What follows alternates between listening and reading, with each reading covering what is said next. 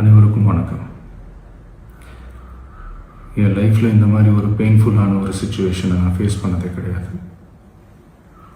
மனசு முழுக்க வலி வலி மட்டும்தான்.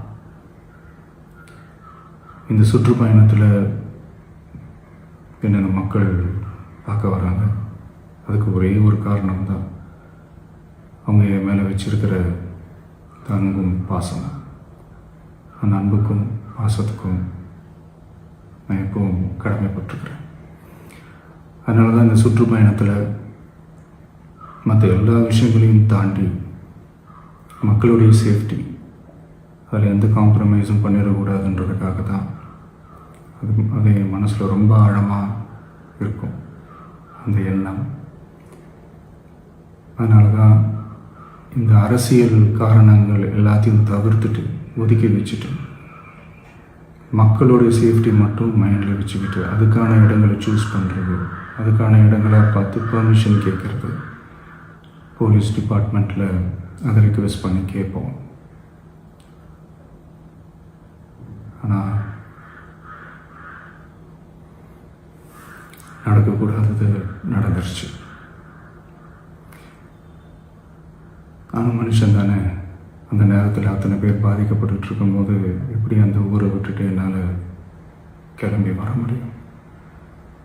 நான் திரும்ப அங்கே போகணும்னு இருந்துச்சுன்னா அதை ஒரு காரணம் காட்டி அங்கே வேறு சில பதட்டமான சுச்சுவேஷன்ஸ், வேறு சில அசம்பாவிதங்கள் அந்த மாதிரி எதுவும் நடந்துடக்கூடாதுன்றதுக்காக தான் நான் அவாய்ட் பண்ணேன்.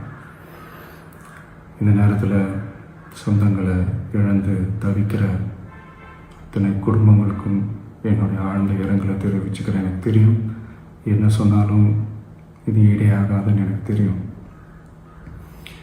ஹாஸ்பிட்டலில் ட்ரீட் பண்ணிகிட்ருக்கிற எல்லாருமே சீக்கிரமாக க்யூர் ஆகி வரணுன்றதை இந்த நேரத்தில் நான் வேண்டிக்கிறேன்.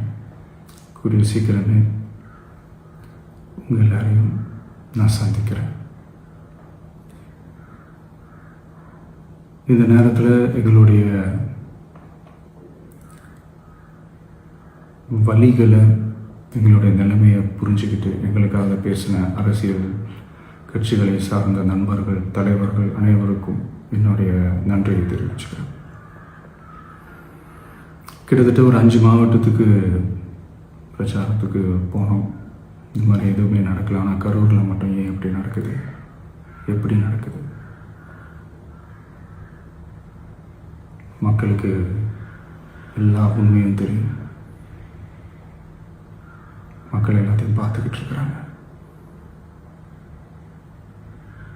கரூரை சேர்ந்த அந்த மக்கள் அந்த உண்மையெல்லாம் வெளியில் சொல்லும்போது எனக்கு கடவுளே நேரில் வந்து இறங்கி அந்த உண்மைகள்லாம் சொல்கிற மாதிரி எனக்கு தோணுச்சு. சீக்கிரமே எல்லா உண்மைகளும் வெளியில் வரும்.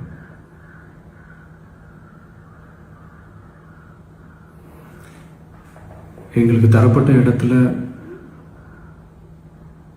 நாங்கள் போய் அந்த ஸ்பாட்டில் நின்று நாங்கள் பேசிட்டு வந்தோம். அதை தாண்டி எந்த தவறும் எங்கள் சைடில் நாங்கள் எதுவுமே செய்யலை. பட் இருந்தாலும் எங்கள் கட்சியை சேர்ந்த நிர்வாகிகள், தோழர்கள் மேலே எஃப்ஐஆர், அது மட்டும் இல்லை சோஷியல் மீடியாவை சேர்ந்த நண்பர்கள், தோழர்கள் அவங்க மேலே எஃப்ஐஆர்லாம் போட்டு இப்போ பிடிச்சிக்கிட்டு இருக்கிறாங்க.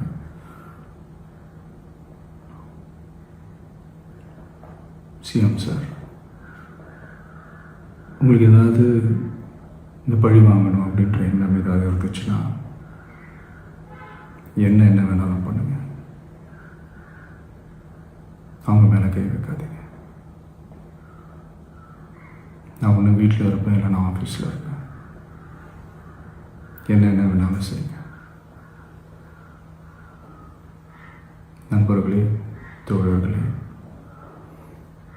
நம்மளோட அரசியல் பயணம் இன்னும் ஸ்ட்ராங்காக, இன்னும் தைரியத்தோட கண்டினியூ ஆகும்.